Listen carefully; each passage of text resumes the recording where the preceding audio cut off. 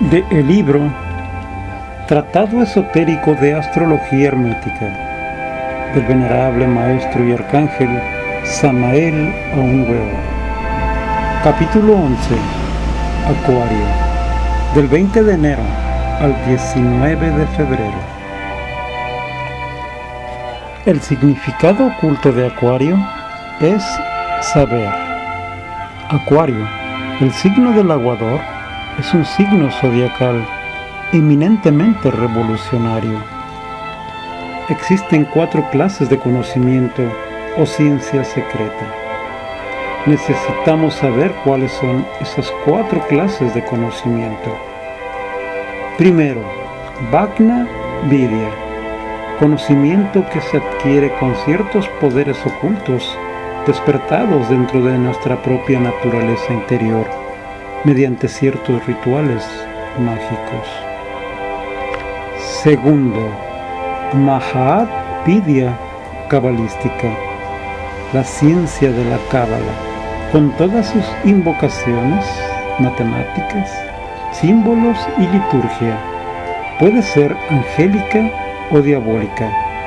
Todo depende del tipo de persona que la use.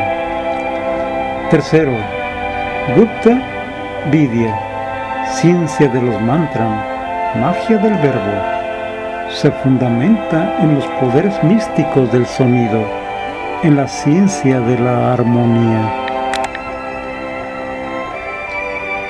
Cuarto, Atman Vidya, o real sabiduría del ser, del Atman, de la mónada superior. Todas estas formas de conocimiento, excepto la cuarta, la raíz de todas las ciencias ocultas, de todas esas formas de conocimiento, excepto la cuarta, vienen la cábala, quiromancia, astrología, fisiología oculta, cartomancia científica, etcétera, etcétera.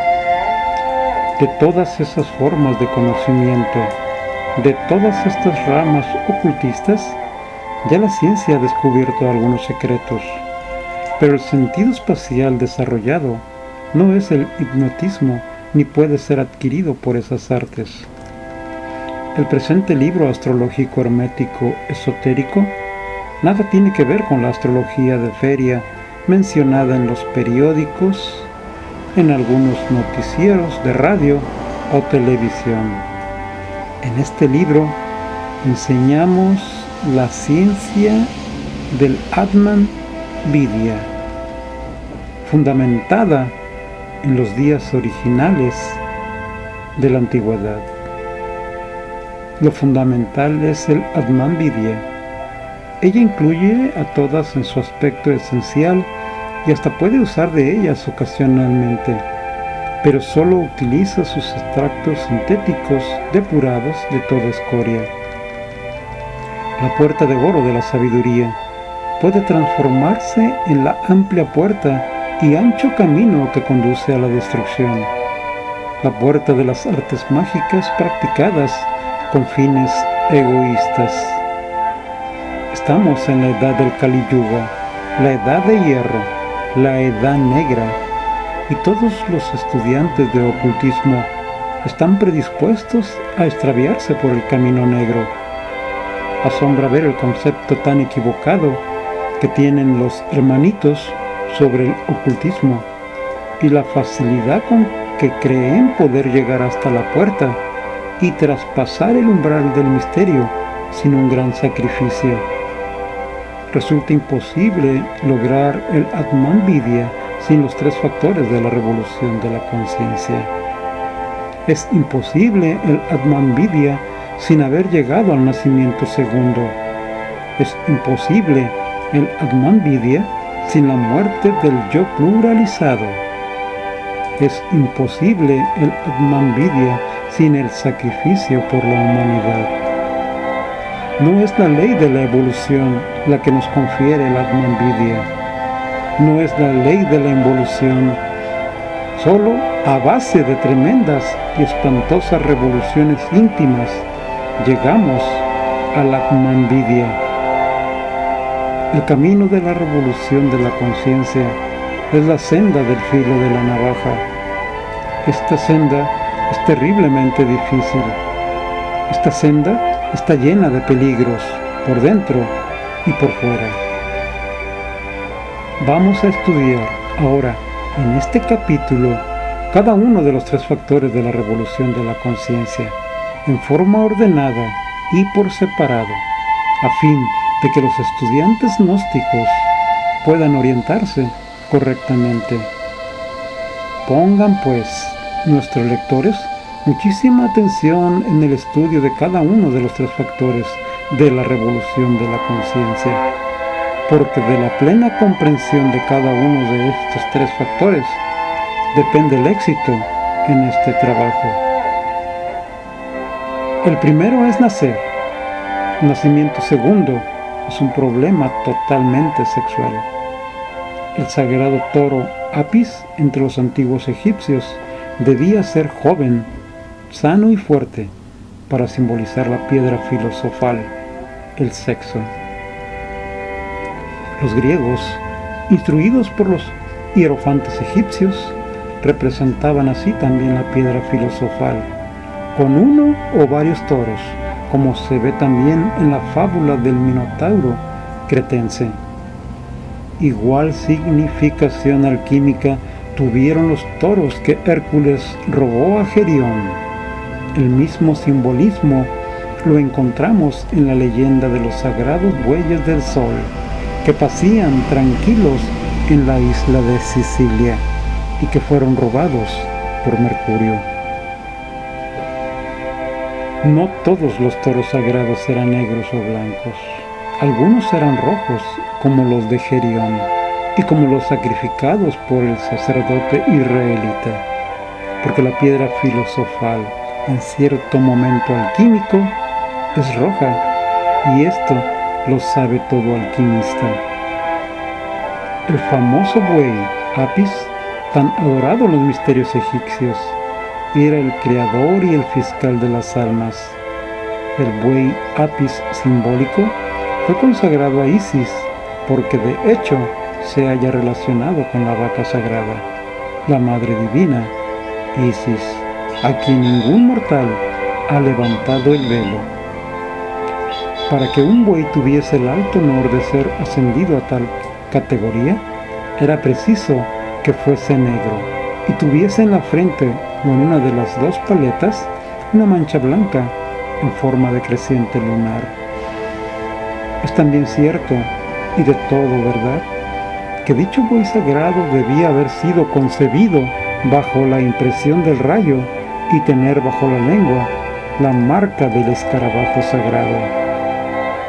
Apis era el símbolo de la luna, tanto a causa de sus cuernos en forma creciente lunar, cuanto porque durante, salvo el plenilunio, este astro tiene siempre una parte tenebrosa, indicada por el negro de la piel, y otra resplandeciente, simbolizada por la mancha blanca. Apis es la materia filosofal, el enseminis, semen. Esa sustancia semisólida, semilíquida, ese vitriolo de los alquimistas. Dentro del enseminis se encuentra todo el ens virtutis del fuego. Es necesario transformar la luna en sol, es decir, fabricar los cuerpos solares. Estos son los misterios de Isis, los misterios del buey Apis. Cuando en el viejo Egipto de los faraones se estudiaba la runa Is, se analizaban sus 2 aspectos, masculino, femenino, porque la sagrada palabra Isis se descompone en 2 sílabas, is. La primera sílaba es masculina y la segunda es femenina. El buey Apis es el buey de Isis, la piedra filosofal. El hombre y la mujer deben trabajar en su laboratorium oratorium con esa materia filosofal, transformar a la luna en sol. Es urgente adquirir ese poder mágico que se llama Kriya Sakti, o de la voluntad y del yoga, el poder mágico de los hombres solares, el poder supremo de creación, sin generación, y esto solo es posible con el Maituna. Véase capítulo 8. Es necesario aprender a combinar inteligentemente las aguas de la vida. Entre las dos ánforas de Acuario, el signo zodiacal del aguador. Es indispensable combinar el elixir rojo con el elixir blanco si se quiere llegar al nacimiento segundo.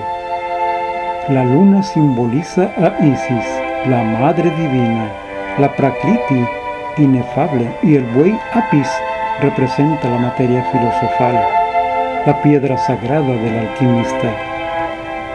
En el buey Apis está representada la luna, Isis, la sustancia primordial, la piedra filosofal, el Maituna. Acuario está gobernado por Urano, y este planeta controla las glándulas sexuales. Resulta imposible llegar al nacimiento segundo, al adaptado a la autorrealización íntima, si no estudiamos los misterios de Isis, si despreciamos el culto al buey Apis, si no aprendemos a combinar el elixir rojo con el elixir blanco entre las dos ánforas de Acuario. En la terminología cristiana se habla de 4 cuerpos humanos. El primero es el cuerpo carnal, el segundo es el cuerpo natural, el tercero es el cuerpo espiritual, el cuarto, según la terminología de tipo cristiano esotérico, es el cuerpo divino. Hablando en lenguaje teosófico, diremos que el primero es el cuerpo físico, el segundo es el cuerpo astral, el tercero es el cuerpo mental, el cuarto es el cuerpo causal, o cuerpo de la voluntad consciente. Nuestros críticos se molestarán porque no citamos al Igam Sharira o cuerpo vital, también llamado doble etérico. Ciertamente, no contamos tal cuerpo, debido al hecho concreto de que este solo es la sección superior del cuerpo físico, el asiento básico, fundamental de todas las actividades físicas, químicas, calóricas, reproductivas, perceptivas, etc. El animal intelectual común y corriente no nace con el astral, ni con el mental, ni mucho menos con el cuerpo causal. Estos cuerpos solo pueden cultivarse artificialmente en la fragua encendida de Vulcano, el sexo.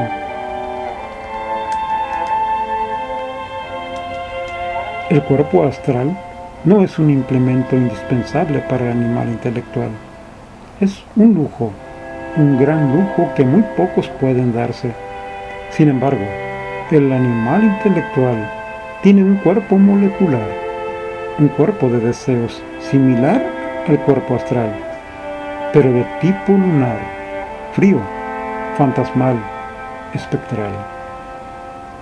El animal intelectual no tiene cuerpo mental, pero posee un vehículo intelectual animal, sutil, lunar, muy similar al cuerpo mental, pero de naturaleza fría y fantasmal.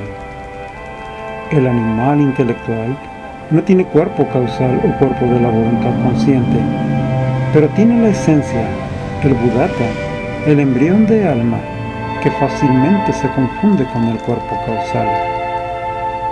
Los cuerpos sutiles que Leadbetter, Annie Besant y Steiner y muchos otros clarividentes estudiaron en el pobre animal intelectual común y corriente son los vehículos lunares.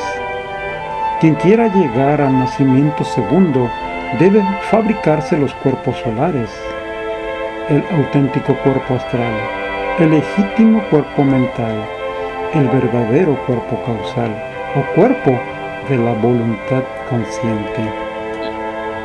Hay algo que puede sorprender a los estudiantes gnósticos. Los cuerpos astral, mental y causal son de carne y hueso, y después de haber nacido de entre el vientre inmaculado de la Madre Divina, necesitan alimento para su crecimiento y desarrollo. Existen dos tipos de carne.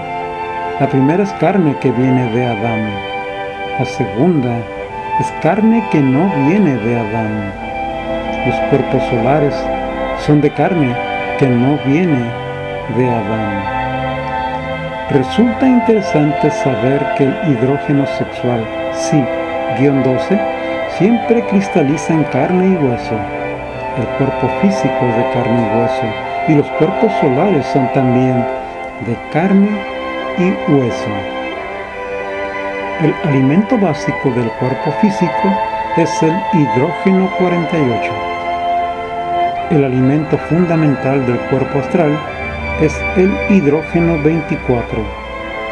El alimento indispensable del cuerpo mental es el hidrógeno 12. El alimento vital del cuerpo causal es el hidrógeno 6. Todos los maestros de la logia blanca, ángeles, arcángeles, tronos, serafines, virtudes, etcétera, etcétera, etcétera, están vestidos con cuerpos solares. Solo aquellos que tienen cuerpos solares tienen encarnado al ser. Solo aquel que posee el ser es hombre de verdad. El cuerpo físico está controlado por 48 leyes. El cuerpo astral está gobernado por 24 leyes. El cuerpo mental está dominado por 12 leyes. El cuerpo causal depende de 6 leyes.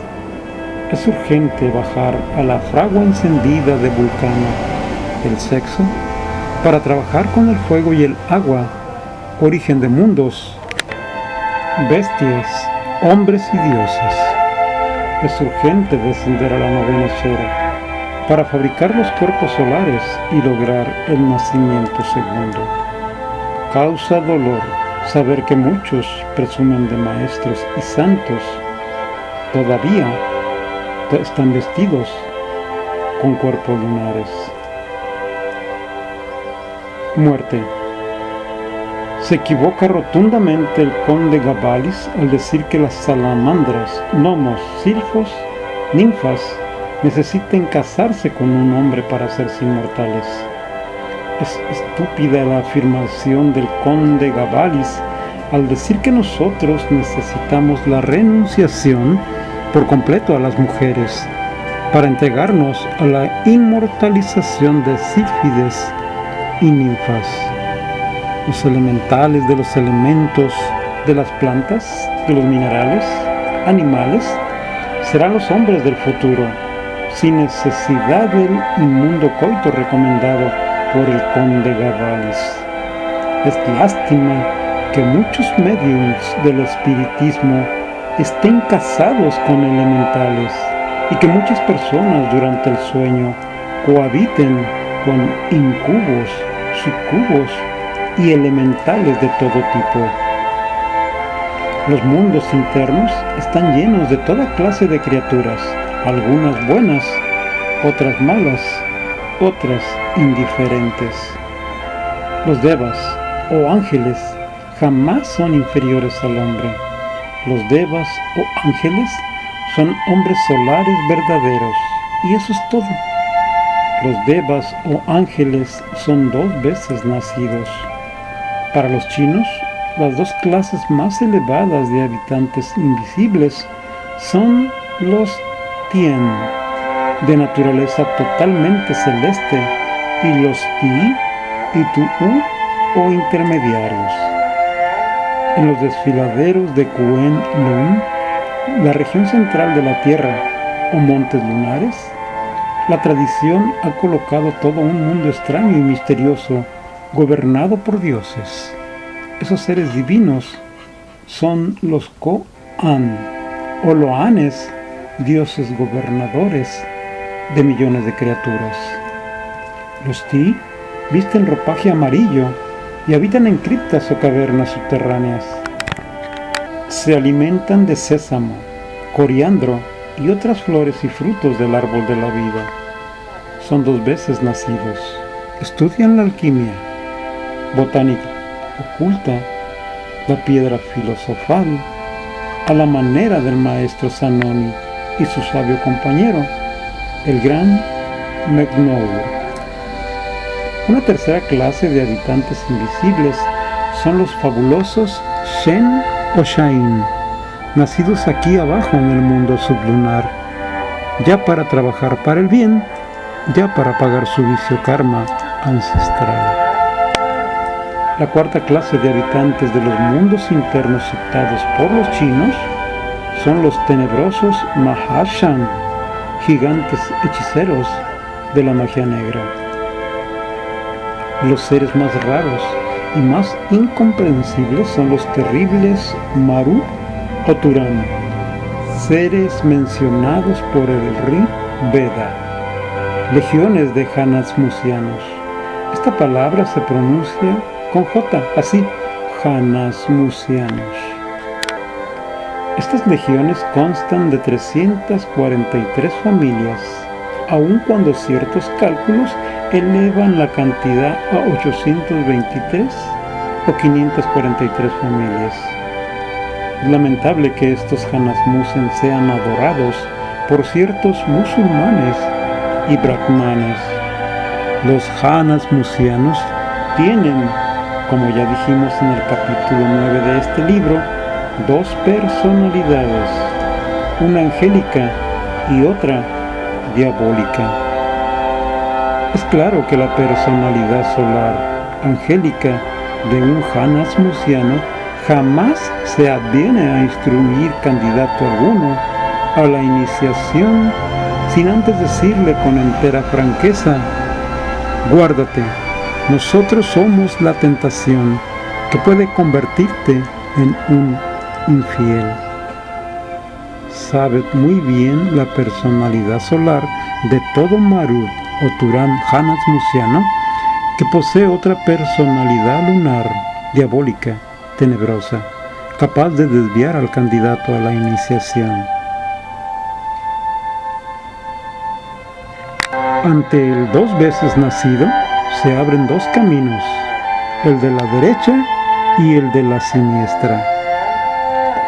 El de la derecha es de aquellos que se resuelven a morir de momento en momento, el de aquellos que disuelven el yo. El de la siniestra es el camino negro, camino de aquellos que en vez de morir de momento en momento, en vez de disolver el yo, lo fortifican entre los cuerpos lunares. Quienes se van por el camino de la mano izquierda se convierten en Marud o Turan, es decir, en Hanasmusianos. Quienes quieran llegar a la liberación final deben morir de momento en momento. Solo muriendo en mí mismo nos convertimos en ángeles perfectos. Existen tres clases de tantrismo: blanco, negro y gris. Maituna, con eyaculación de lens eminis, es negro. Maituna, a veces con eyaculación de lens eminis y a veces sin eyaculación, es gris. Con Maituna, sin eyaculación, sube Devi Kundalini por el canal medular para desarrollar poderes divinos y convertirnos en ángeles. Con Maituna con eyaculación, la serpiente ígnea de nuestros mágicos poderes, en vez de subir, baja. Se precipita desde el hueso coxigeo hacia los infiernos atómicos del hombre, convirtiéndose en la cola de Satán. Maituna, con eyaculación a veces y sin eyaculación a veces, es algo incoherente, morboso, bestial, que solo sirve para fortalecer al ego lunar. Los tántricos negros desarrollan el abominable órgano kundartiguador. Es necesario saber que dicho órgano fatal es la misma cola de Satán. En tiempos que se pierden en la noche profunda de todas las edades, el pobre animal intelectual comprendió su triste situación de maquinita necesaria para la economía de la naturaleza y deseó morir. Fue entonces necesaria la intervención de ciertos individuos sagrados que cometieron el error de darle a este triste hormiguero humano el abominable órgano cundartiguador. Cuando el animal intelectual olvidó su triste situación de maquinita y se enamoró de las bellezas de este mundo, el abominable órgano cundartiguador fue eliminado. Desgraciadamente, las malas consecuencias de dicho órgano fue algo que no se pudo olvidar. Quedaron depositadas en los 5 cilindros de la máquina. El primer cilindro es el del intelecto y se encuentra en el cerebro. El segundo es el de las emociones y reside en el plexo solar, a la altura del ombligo. El tercero es el del movimiento y radica en la parte superior de la espina dorsal. El cuarto es el del instinto y se encuentra en la parte inferior de la espina dorsal. El quinto es el del sexo y reside en los órganos sexuales. Las malas consecuencias del abominable órgano cundartiguador están representadas por millares y millones de pequeños yoes de tipo animal y perverso. En el animal intelectual no existe un centro único de comando, ni un yo o ego permanente. Cada idea, cada sentimiento, cada sensación, cada deseo, cada yo deseo de tal cosa, yo deseo tal u otra cosa, yo amo, yo no amo, es un yo diferente. Todos estos pequeños y pendencieros yoes riñen entre sí, se pelean por la supremacía, no están ligados entre sí, ni coordinados de modo alguno. Cada uno de estos pequeños yoes depende de los cambios de circunstancias de la vida y de los cambios de impresiones. Cada pequeño yo tiene sus propias ideas, su propio criterio. No existe verdadera individualidad en el pobre animal intelectual. Su concepto, sus actos, sus ideas dependen del yo en que en esos momentos domina la situación. Cuando un yo se entusiasma por la gnosis, jura lealtad eterna a nuestro movimiento gnóstico. Este entusiasmo dura hasta que otro yo que es contrario a estos estudios se adueña del poder. Después vemos con asombro que el sujeto se retira y hasta se vuelve enemigo nuestro.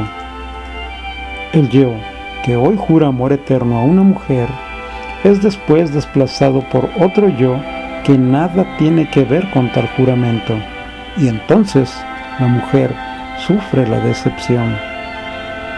Tal yo sigue automáticamente a tal o otro, y algunos aparecen siempre acompañados de otros, pero no existe entre todos esos yoes ningún orden ni sistema. Cada uno de esos yoes cree en un momento dado ser el todo, pero es realmente más que una íntima parte de nuestras funciones, aun cuando él tenga la impresión de ser la totalidad, la realidad, el hombre completo. Lo curioso es que nosotros damos crédito al yo de un momento, aun cuando momentos después ese yo sea desplazado por otro yo. El ego lunar es una suma de yoes que deben ser eliminados en forma radical. Es necesario saber que cada uno de los 5 cilindros de la máquina posee sus características propias que jamás debemos confundir. Entre los 5 centros de la máquina existen diferencias de velocidad. La gente alaba mucho al pensamiento, pero en realidad de verdad el centro intelectual es el más lento. Después, aun cuando mucho más rápido, vienen los centros instintivo y del movimiento o motor, que tienen más o menos la misma velocidad. El más rápido de todos es el centro sexual, y le siguen en orden de rapidez el centro emocional. Existe enorme diferencia de velocidades entre cada uno de los 5 centros de la máquina. Estudiando en nosotros mismos, autoobservándonos, veremos a simple vista que el movimiento es más veloz que el pensamiento y que la emoción es más rápida que cualquier movimiento y que todo pensamiento. Los centros motor e instintivo son 30.000 veces más rápidos que el centro intelectual. El centro emocional, cuando trabaja a la velocidad que le es propia, es 30.000 veces más rápido que los centros motor e instintivo. Los diversos centros tienen cada uno su tiempo completamente distinto. La velocidad de los centros explica gran número de fenómenos bien conocidos que la ciencia ordinaria común y corriente no puede explicar. Basta recordar la asombrosa velocidad de ciertos procesos psicológicos, fisiológicos y mentales. Todo centro está dividido en 2 partes, positiva y negativa. Esta división es particularmente clara para el centro intelectual y para el centro instintivo. Todo el trabajo del centro intelectual se divide en 2 partes, afirmación y negación, sí y no, tesis y antítesis. En el centro instintivo existe la misma lucha entre lo agradable y lo desagradable, sensaciones agradables, sensaciones desagradables, y todas esas sensaciones están relacionadas con los 5 sentidos: ver, oír, oler, gustar y palpar.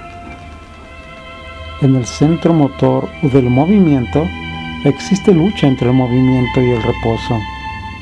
En el centro emocional existen emociones agradables y desagradables. La alegría, la simpatía, el afecto, la confianza en sí mismo, etc., son positivas. Las emociones desagradables, tales como el aburrimiento, los celos, la envidia, la cólera, la irritabilidad, el miedo, son negativas totalmente. En el centro sexual existe la atracción y la repulsión, la castidad y la lujuria en eterno conflicto.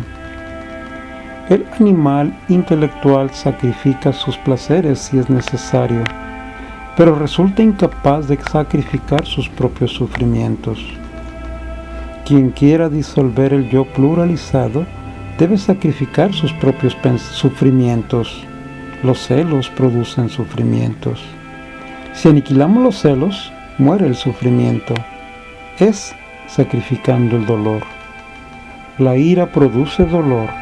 Si acabamos con la ira, sacrificamos el dolor, lo destruimos. Es necesario observarnos de momento en momento. El yo pluralizado trabaja en cada uno de los 5 centros de la máquina. A veces es un yo del centro emocional quien reacciona colérico o celoso o envidioso. A veces los prejuicios y calumnias del centro intelectual con toda su furia atacan violentamente. Otras, los perversos hábitos equivocados nos llevan al fracaso, etcétera, etcétera. Cada centro tiene 49 regiones subconscientes, y en cada una de esas regiones viven millones de yoes que necesitamos descubrir a través de la meditación de fondo. Cuando nos autodescubrimos, cuando nos hacemos conscientes de las actividades del yo, en los 5 centros de la máquina y en las 49 regiones subconscientes, entonces despertamos conciencia. Hacerse consciente de todo el proceso del yo en los 5 cilindros de la máquina es volver consciente al subconsciente. Resulta imposible eliminar los diferentes yoes si antes no los hemos comprendido conscientemente en los 49 regiones subconscientes. Podemos trabajar con Proserpina, la reina de los infiernos, eliminando yoes, a condición de comprender primero el defecto que queremos extirpar. Véase el capítulo 8 de este mismo libro. Proserpina solo elimina los yoes que personifican los defectos que hemos comprendido en forma íntegra. Es imposible llegar al Atman Vidya sin antes habernos conocido a sí mismos. Nócete ipsum, hombre, conócete a ti mismo, y conocerás el universo y a los dioses. Conocer la actividad de los 5 cilindros de la máquina en todos los 49 pasillos o regiones subconscientes de Jaldabaoth significa conocerse a sí mismo, volver consciente el subconsciente, autodescubrirnos. Quien quiera subir debe primero bajar. Quien quiera el Atman Vidya debe primero bajar a sus propios infiernos atómicos. El error de muchos estudiantes de ocultismo es querer primero subir sin antes haber bajado. En convivencia con las gentes, afloran espontáneamente nuestros defectos, y si estamos alertas, descubrimos de qué centro proceden. Entonces, por medio de la meditación, los descubriremos en todas y en cada una de las 49 regiones subconscientes. Solo muriendo el yo en forma total, alcanzamos el Atman Vidya, la iluminación absoluta. Hemos llegado al tercer factor del sacrificio. El sacrificio sádvico se hace según los mandamientos divinos, concentrándose en el oculto, solo por el culto, por hombres que no desean el resultado. El sacrificio rayásico se hace por tentación y deseando los frutos. El sacrificio tamásico se hace siempre contra los mandamientos, sin fe, sin los mantras, sin caridad para nadie, sin amor a la humanidad, sin ofrecer el óbolo sagrado a los sacerdotes o gurús, etcétera, etcétera. El tercer factor de la revolución de la conciencia es el sacrificio, pero el sacrificio sádvico, sin desear el fruto de la acción, sin desear recompensa, sacrificio desinteresado, puro, sincero, dando su vida para que otros vivan y sin pedir nada en recompensa. El lector debe volver a estudiar la lección de Virgo, capítulo 6, para que comprenda bien lo que son las 3 gunas de la Prakriti, llamadas Sattva, Rajas y Tamas. La ley del logo solar es sacrificio. Él se crucifica en el amanecer de la vida, en todo nuevo mundo que surge del caos, para que todos los seres tengan vida y la tengan en abundancia. Todo aquel que ha llegado al nacimiento segundo debe sacrificarse por la humanidad, levantar la antorcha bien en alto para enseñar a otros el camino que conduce a la luz. Aquel que se sacrifica por la humanidad alcanza la iniciación venusta. Es urgente saber que la iniciación venusta es la encarnación del Cristo en el hombre. Quien encarna al Cristo en sí mismo tiene que vivir todo el drama cósmico. La iniciación venusta tiene 7 grados. Comienza con el acontecimiento de Belén y termina con la muerte y la resurrección del Señor. Quien alcanza la iniciación venusta se convierte en un Cristo también. Solo con los 3 factores de la revolución de la conciencia se llega a la iniciación venusta. Práctica. El signo de Acuario gobierna las pantorrillas. Los brasileños llaman a las pantorrillas ventre das pernas, que quiere decir vientre de las piernas. Y no se equivocan, porque seriamente las pantorrillas son un vientre magnético maravilloso. Las fuerzas que suben de la tierra, después de pasar por el sedazo de los pies, llegan a las pantorrillas en su camino ascendente, y allí se encuentran con las fuerzas que descienden de arriba del cielo de Urano. Las fuerzas que suben y las que bajan, en su encuentro, magnetizan en forma intensa las pantorrillas.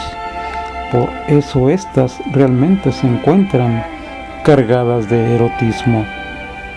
Ahora nos explicaremos por qué los animales intelectuales se sienten tan atraídos por las pantorrillas bien formadas de las mujeres.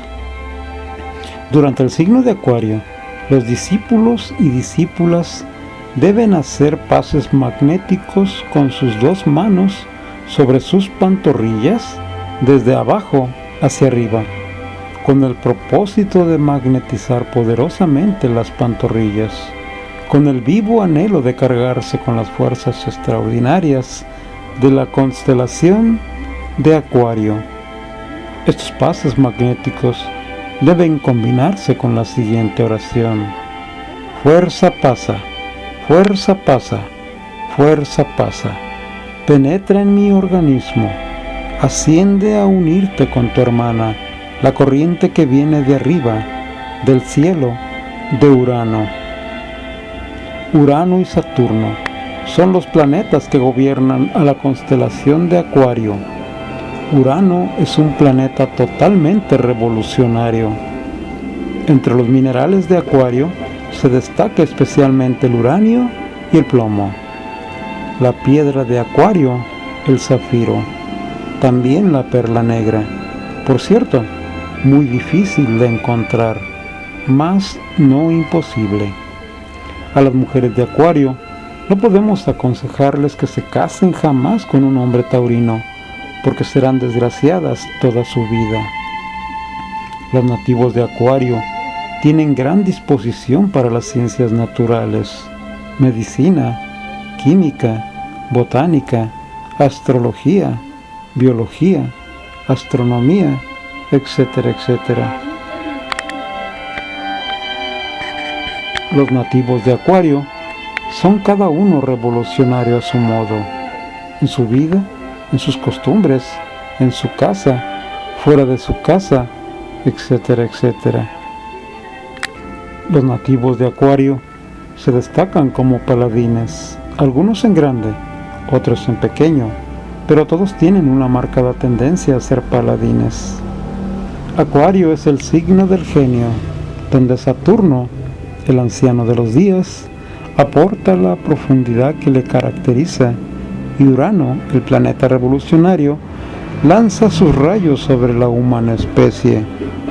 Los acuarianos de tipo superior son altruistas, filantrópicos, bondadosos, fieles en la amistad, sinceros, saben seleccionar sus amistades por instinto, por intuición, conocen las personas y quieren siempre fraternidad, humanidad. El acuariano de tipo inferior es desconfiado por naturaleza, amante del retiro exagerado, y su inteligencia solo se dedica a las cosas del mundo físico, a sus problemas, a sus asuntos, a todo lo que es sensible y material. El acuariano de tipo superior es preciso en sus cosas, concentrado, profundo, perseverante, maravilloso.